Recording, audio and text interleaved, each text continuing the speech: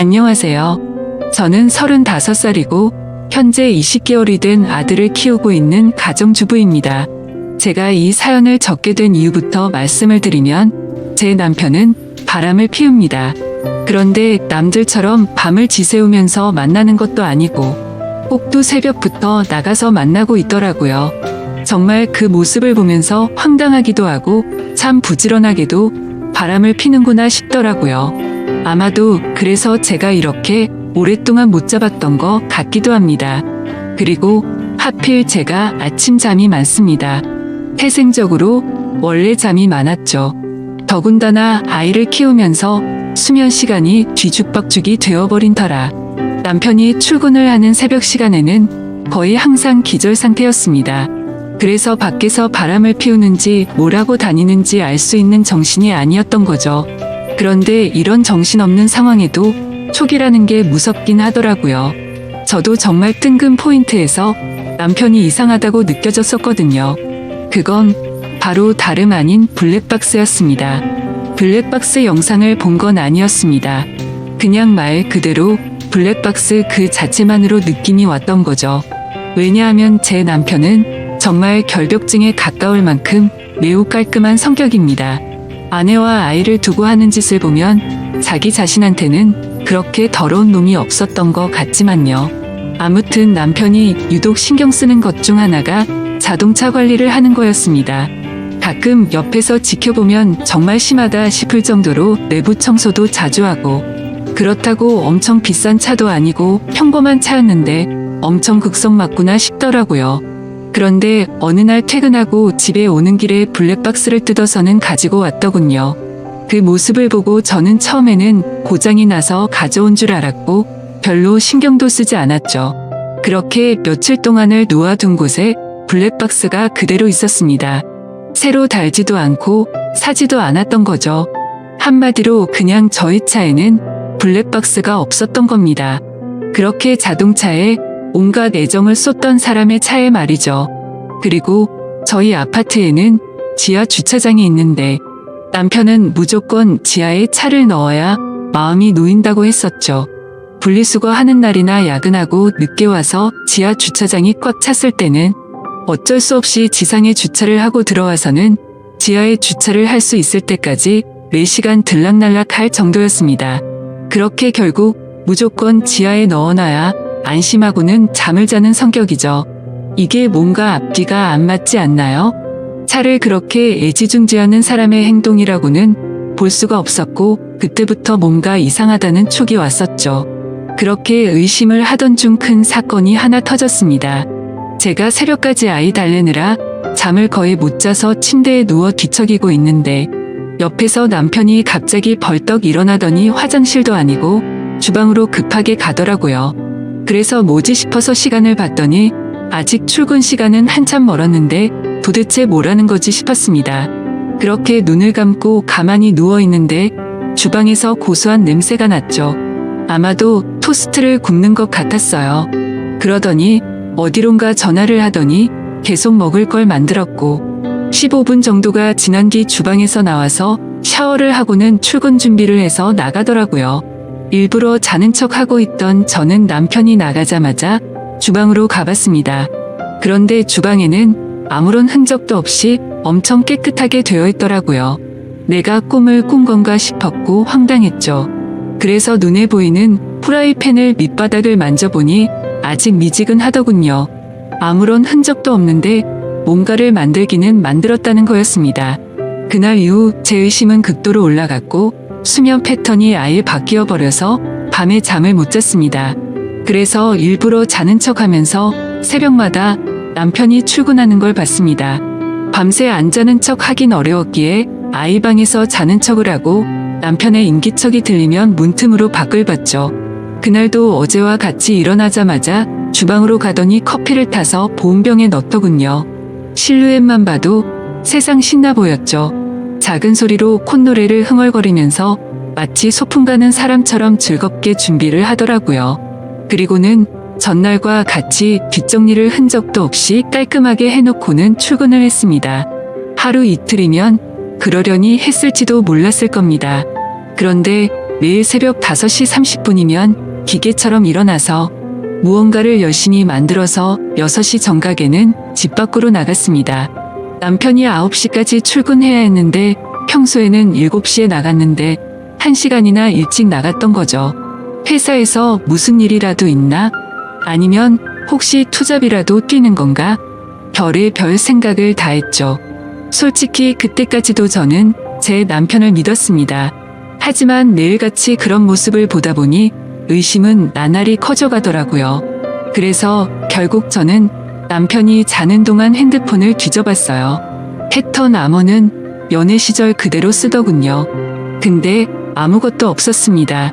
카톡도 회사 단체 단톡방 외에는 특이한 것도 없었고 문자나 통화 기록도 너무 깨끗했습니다. 그래서 제가 괜히 남편을 의심한 건가 착각을 하기도 했죠. 하지만 쉽사리 의심은 사그러들지 않았고 그 다음 날도 저는 아기 방에서 자는 척을 했고 남편이 나갈 때 저도 몰래 따라 나갔습니다. 남편은 지하 주차장으로 내려갔고 저는 미리 불러둔 택시를 타고서 뒤따라 가려고 기다리고 있었습니다. 그런데 택시에서 10분을 기다려도 남편의 차는 올라올 생각을 하지 않더라고요. 분명 남편이 지하 주차장으로 가는 걸 봤는데 나오지를 않더라고요.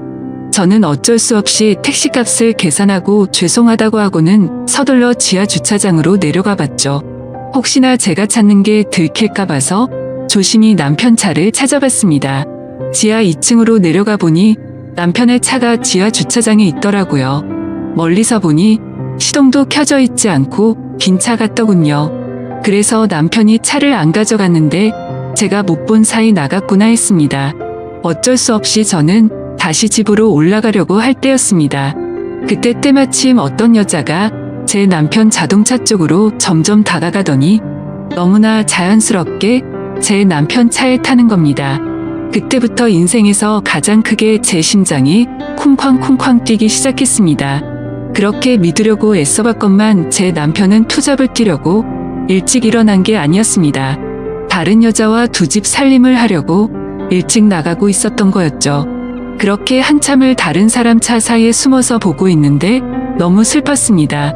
당장 뛰어가서 머리채라도 잡고 싶은데 아무런 증거도 목격하지 못했기에 처량하게 지켜볼 수밖에 없었죠. 1시간가량 시동도 안 킨 자동차에 있더니 7시쯤이 되자 갑자기 시동을 걸고 차가 빠져나가더군요.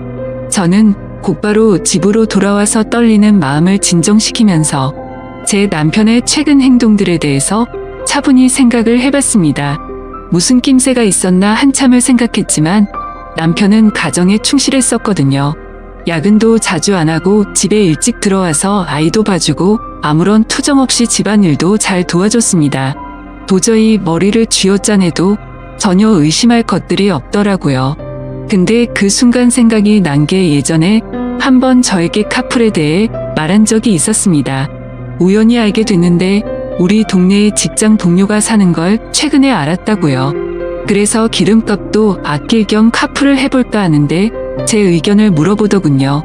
그때 저는 아이를 보느라 정신이 없었기에 별로 대수롭지 않게 그 동료가 여자면 하지 말고 남자면 하라고 가볍게 말하고 넘어갔죠. 카풀이라는 게 매일같이 자동차를 함께 타고 출근하는 거라 이성끼리 눈 맞는 경우도 종종 있다고 들은 기억이 있었습니다. 그래서 남편에게 여자면 하지 말라고 분명히 말했는데 제 말을 무시하고 지금까지 그걸 하고 있었던 거였습니다. 카풀이라고 확신하니 그동안 남편의 이상한 행동들이 마치 퍼즐 조각처럼 다 맞아지더군요. 블랙박스를 설치하지 않는 이유도 그렇고 자동차에 병적으로 집착하는 이유도 알겠더라고요. 결국에는 흔적 없이 깔끔하게 바람을 피우려고 그랬던 거였습니다. 다음날도 저희 남편은 새벽에 일어나서 무언가 도둑 고양이처럼 준비하더니 6시 정각에 나갔습니다. 그 꼴을 보고 있으니 너무 황당해서 어이가 없더군요. 저는 그래서 바로 남편을 따라서 지하 주차장으로 내려갔습니다. 이번에도 자동차에 타서는 시동도 걸지 않고 그 여자를 기다리고 있더군요. 10분 정도가 지나자 어제 봤던 그 여자가 다시 왔습니다. 같이 함께 차를 타고 한참 동안 차 안에 있다가 어제처럼 7시 정각에 출발을 하더라고요. 저 여자도 참 부지런하네요. 매일 그 시간에 와서 저짓거리를 하다니 일찍 일어나는 새가 바람도 잘 피우는 것 같네요. 이번에는 두 눈 부릅뜨고 제대로 끝까지 지켜봤습니다. 멀리서 몰래 보다 보니까 자세히 보이지는 않았지만 두 개의 동그란 머리가 하나로 뭉쳐지는 건 정확하게 보였습니다. 그냥 이건 확실하다는 확신을 줬었죠. 둘이 차 안에서 그 짓거리를 하고 다닌 거였습니다. 그걸 보는 순간 저도 모르게 화가 나서 눈이 뒤집힐 뻔했고 저도 모르게 눈물이 났습니다. 남편의 불륜이라는 걸 직접 겪어보니 분노가 머리 끝까지 치밀어 오르더라고요. 그동안 남편이 제게 이상하게 대한다거나 갑자기 잘하려고 했던 상황들을 하나씩 차근차근 생각해보니 저 여자랑 차 안에서 바람을 피우느라 찔려서 그랬구나 싶은 생각에 정말 돌아버리겠더군요. 저는 곧바로 친정엄마에게 연락을 해서 병원에 다녀온다며 아이를 좀 봐달라고 부탁을 드렸고 아이를 친정에 맡긴 뒤 저는 곧바로 변호사 사무실을 찾아갔습니다. 변호사분과 이야기를 한참 동안 해봤지만 결론은 그거였습니다. 깔끔하게 하는 게 제 심신에 좋을 거라며 위자료 2천만 원의 양육비 받고 이혼을 하는 걸 추천하더라고요. 그 이야기를 듣자 너무 억울하고 분통이 터지더군요. 어떻게 남편이 타고 다니는 자동차 가격보다 낮은 금액으로 내 인생 날린 걸 퉁치려고 한다는 게 말이 됩니까? 그래서 저는 일단 다시 연락드린다고 말하고는 변호사 사무실을 나왔습니다. 누구에게 물어봐야 하나 싶었고 제 주변 친구 중에 이혼을 한 친구들을 찾아봤습니다. 솔직한 속마음으로 그런 친구가 없으면 어쩌나 했는데 너무 많아서 놀랄 정도였죠. 가까이 사는 친구들 3명에게 연락을 해서 만났는데 전부 다 자신들이 겪은 이야기를 하면서 울고 앉아 있었습니다. 그런데 이야기를 들어보면 대충 돈은 다 비슷하게 받았더라고요. 사실 재벌 집에 시집가지 않고서야 거기서 거기겠지 싶더군요. 저는 32살에 아이를 낳았고 제 아이가 몸이 많이 약해서 새벽에 응급실만 3번 다녀오고 나서 도저히 일과 육아를 병행할 수 없겠구나 싶었고 그냥 깔끔하게 8년 다니던 그 좋은 직장을 그만뒀습니다. 그런데 이런 건 어떻게 보상해 줍니까? 고작 2천만 원이라니 너무 허탈했습니다.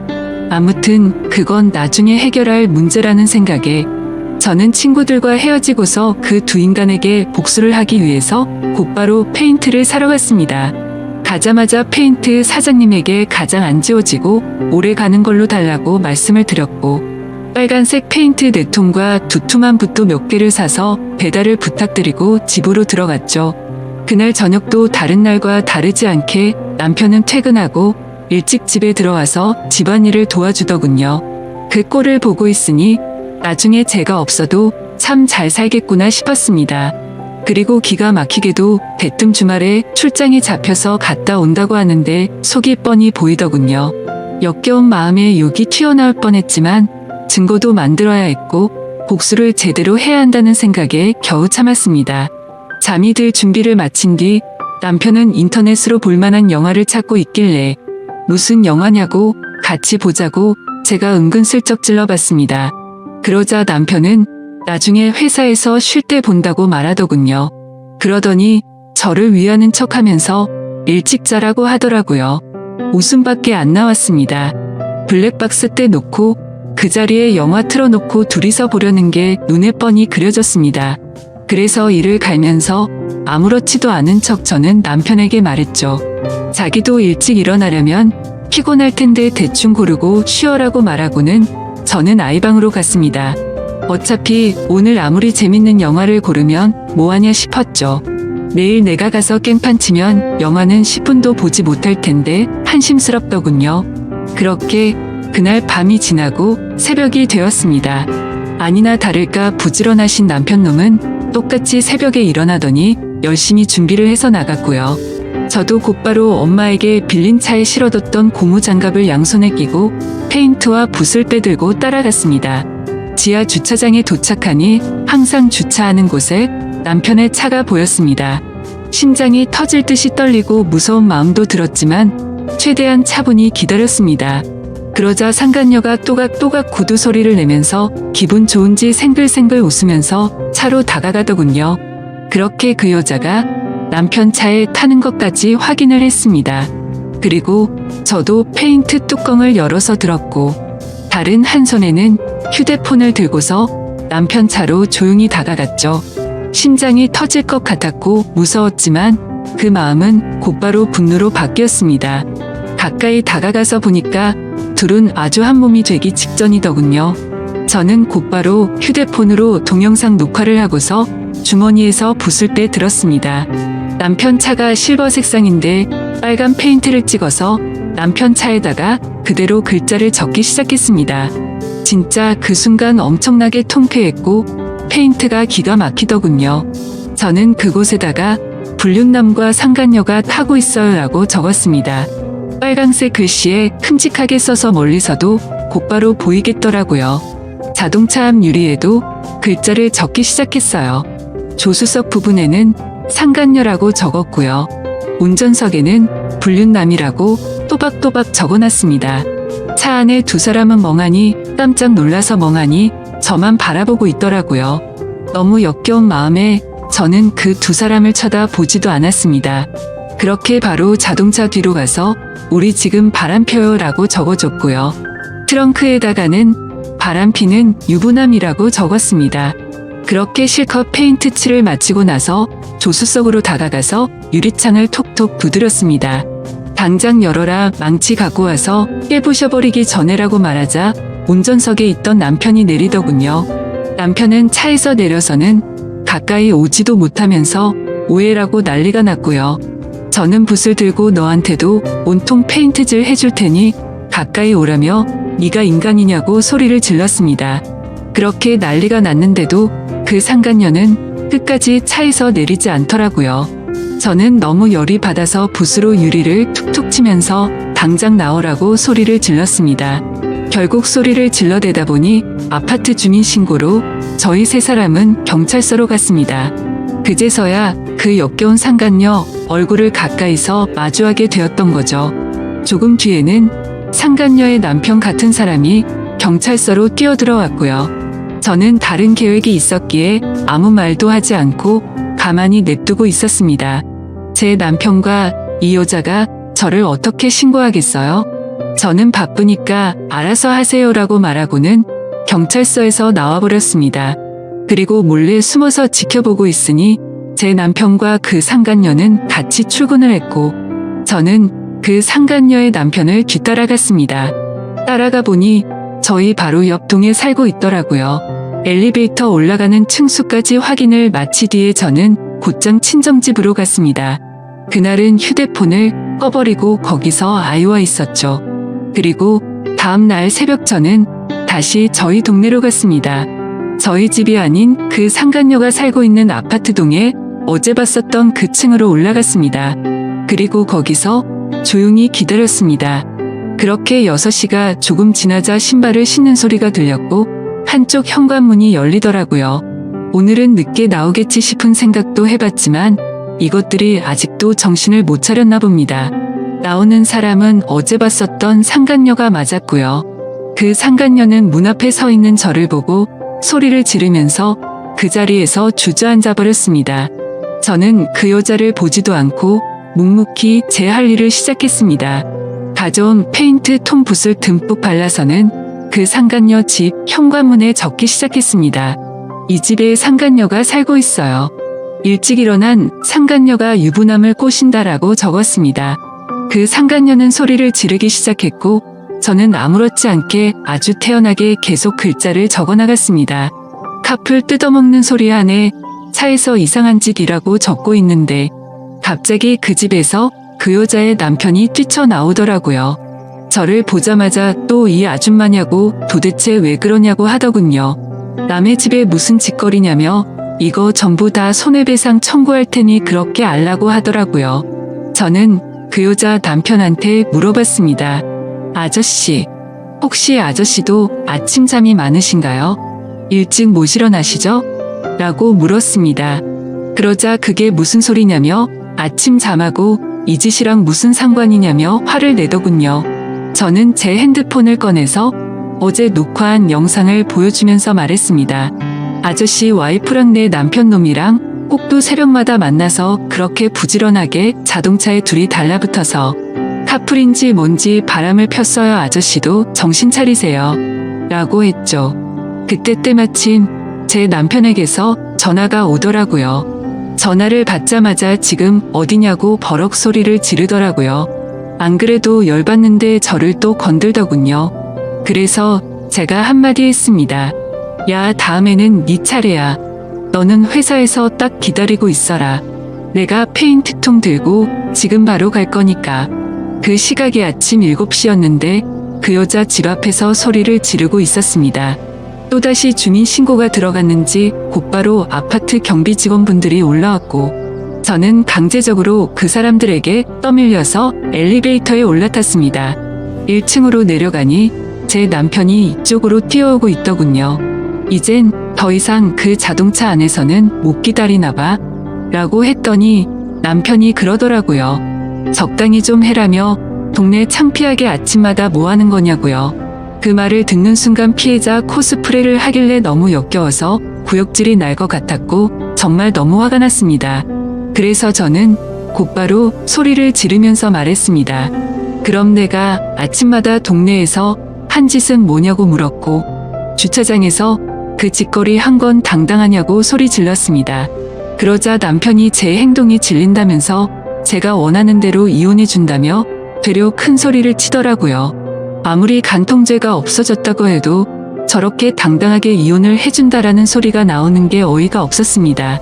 저는 더 이상 분노를 참을 수가 없었고 들고 있던 페인트 붓으로 남편의 뺨을 쳐버리고 돌아서서 갔습니다. 그때부터 저는 이제 정말 무서운 게 없다는 걸 깨달았죠.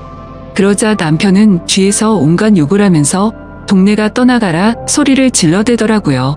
저는 가볍게 그 말을 무시해버리고 곧바로 택시를 타고 친정집으로 갔습니다. 가서 씻고 나서 마음도 진정시킨 뒤에 본격적으로 이혼 준비를 시작했습니다. 최근에 만났었던 이혼한 친구들을 한자리에 다시 불러서 얘기를 듣는데 정말 처참하더라고요.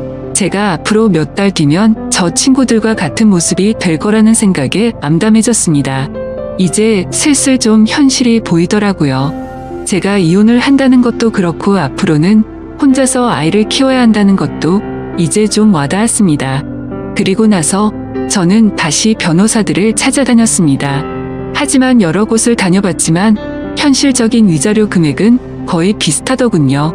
그 못된 상간녀에게 받을 수 있는 금액도 비슷했고요. 그런데 그 돈을 받는다고 해서 제가 받은 충격과 분노가 도저히 풀리지는 않을 것 같더라고요. 저는 또다시 복수를 하겠다고 각오를 다잡고 빨간 페인트를 들고서 상간녀의 회사로 찾아갔습니다. 제가 연락을 하자마자 상간녀는 총알같이 로비로 튀어나와 있더라고요. 제가 또 어떤 글자를 어디에 적을지 무서웠겠죠. 저를 보자마자 제 손을 잡고는 로비에 있는 커피숍으로 끌고 갔습니다. 테이블에 앉자마자 상간녀가 저에게 말하더군요. 자신이 저번에는 경황이 없어서 가만히 있었는데 적당히 하라고 하네요. 참는 것도 한계가 있다면서요. 그리고 왜 당신 남편은 가만두고 자신한테만 그러냐면서 합의금이든 위자료든 원하는 게 줄 테니까 자신은 좀 내버려두라고 뻔뻔스럽게 말하더군요. 아무튼 그 여자가 그렇게 당당하게 돈 이야기를 먼저 하길래 제가 얼마나 줄 거냐고 물어봤습니다.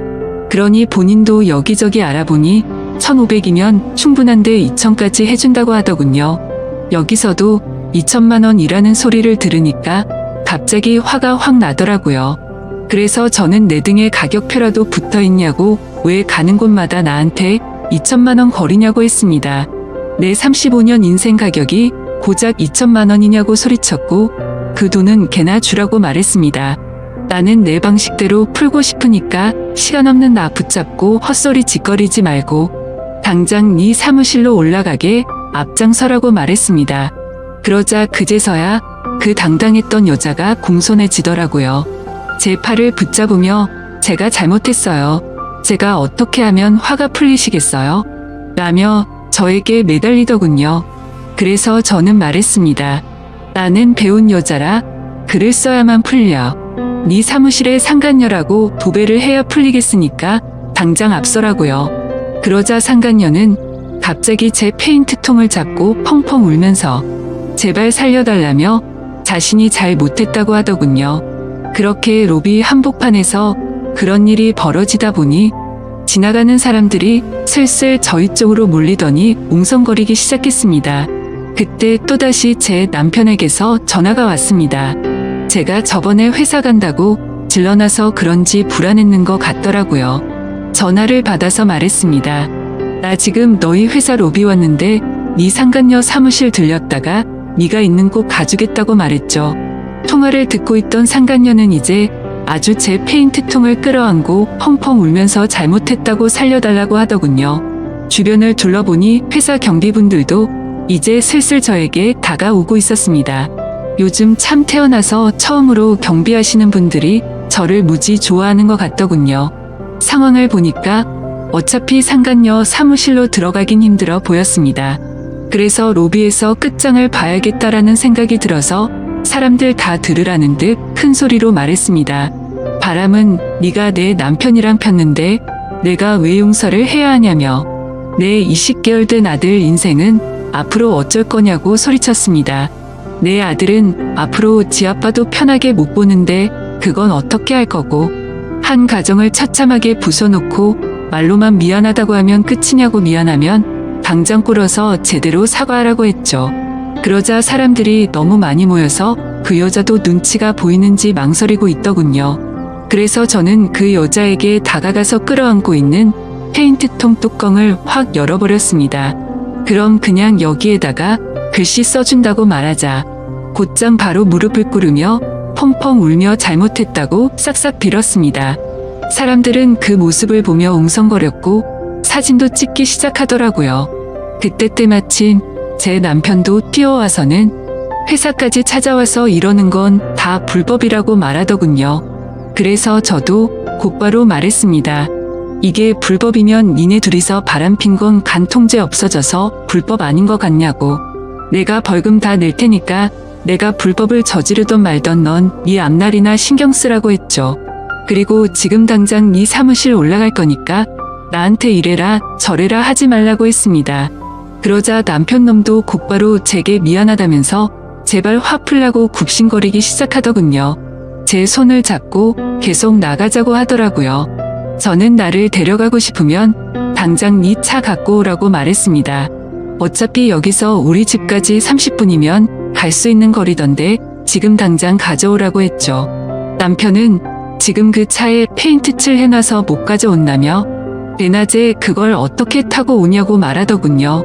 그래서 저는 새벽에 거기서 그 짓거리 하는 건 괜찮냐고 되물었고 난 두 번 말하지 않는다며 지금 당장 차 가지러 안 가면 나는 여기 로비에다가 네가 저 상간녀랑 한 짓 다 적을 거니까 당장 선택하라고 말했습니다. 그러자 도저히 답이 없는 걸 알았는지 남편이 차를 가지고 오겠다며 조금만 기다리라며 허겁지겁 뛰어나가더군요. 저는 아무렇지 않게 태연하게 아까 있었던 커피숍에 앉아서 다시 상간녀를 불러서 내 남편이 새벽마다 타다 준 그 커피보다 맛있는 걸로 좀 시켜보라고 말하고는 가만히 앉아서 그렇게 남편을 기다렸습니다. 1시간 동안 기다리니까 남편은 결국 그 차를 끌고 왔더군요.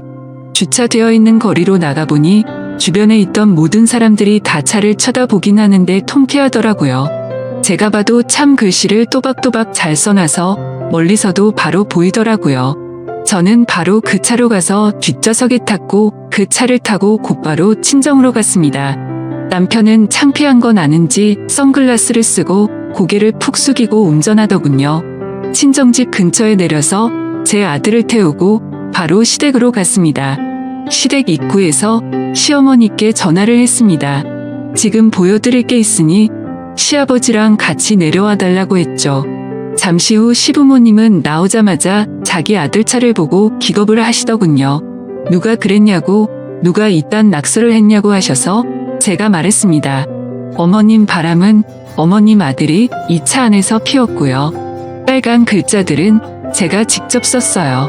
죄송하지만 저희 오늘부로 이혼할 거고 그래서 아이 데려왔다고 했습니다. 이제 손주 잘 키워주시면 된다고 말씀드리자 시어머니는 저에게 소리를 지르며 모성애도 없는 년이 지 남편 잠깐 한눈 판 걸로 이 난리를 피냐고 하더군요. 그래서 제가 그랬습니다. 모성애가 뭐가 중요하냐고요. 애 키우려면 돈이 있어야 하는데 이 무능한 남자가 양육비를 주겠냐고 물어봤고, 세상 믿을 사람이 없어서 새벽마다 여자의 환장해서 바람 피운 짐승놈을 믿겠냐고 말했습니다. 앞으로 제가 직장 구해서 양육비도 제가 드릴 테니까 어머님은 손주 잘 키워달라고 말하고는 뒤돌아서 걸어갔습니다. 그러자 뒤에서 시어머니는 소리를 지르면서 온갖 욕을 하시더라고요. 주변을 둘러보니 동네 주민들도 나와서 남편 자동차를 구경하는데 참 이게 뭔가 싶었습니다. 그렇게 저는 택시를 타고 친정으로 가는 동안 정말 많이 울었습니다. 저렇게 한풀이를 하고 당당한 척을 했어도 전혀 괜찮지 않았고 너무 힘들었거든요. 제 아이 걱정도 많이 됐지만 저는 어쩔 수 없이 참아야 했습니다. 아이를 위해서라도 제가 돈을 벌어야 했고 그 누구도 믿을 수가 없었기 때문이었죠. 그렇게 저희는 결국 법적으로 이제 남남이 되었고 이혼 서류의 도장을 찍었습니다. 그리고 가장 걱정했던 아이 문제는 잘 해결되었어요. 시댁에서 3일 만에 전화가 오더라고요. 아이 데려가라면서 도저히 안 되겠다고 힘들다고 하시더군요. 남편도 저에게 아이 데려가라고 했고 친권과 양육권 포기각서 받고 다시 데려왔습니다. 그래서 제 아이는 친정에서 엄마가 잘 돌봐주시고 계시고 전 남편에게 받은 양육비에 제 월급까지 엄마에게 드리고 있습니다. 걱정되었던 재산 분할도 잘 받았고 상간녀에게 위자료도 다 받았습니다. 제 돈 들어간 거 다시 받는 거라 뭐 기분 좋고 그럴 건 없었지만요. 그리고 지금 상간녀도 이혼 소송 중이라던데 제가 페인트통으로 난리를 피워서 그런지 제 위자료는 바로 입금했더라고요. 그리고 며칠이 지나서 갑자기 그 상간녀는 저에게 명예훼손을 걸었더군요. 아마 다니던 회사를 계속 다니는 건 어려웠겠죠. 어차피 많이 내봐야 200이라던데 그 돈 한풀이 값이라 생각하려고요. 사실 페인트로 한풀이를 했어도 아직도 화가 많이 남아있고 공허한 마음이 채워지진 않는 것 같습니다. 아무튼 앞으로 제 아들만을 위해서 열심히 일하고 잘 살아보려고 합니다. 부디 다른 분들은 저처럼 이런 마음 아픈 일이 생기지 않으셨으면 좋겠습니다.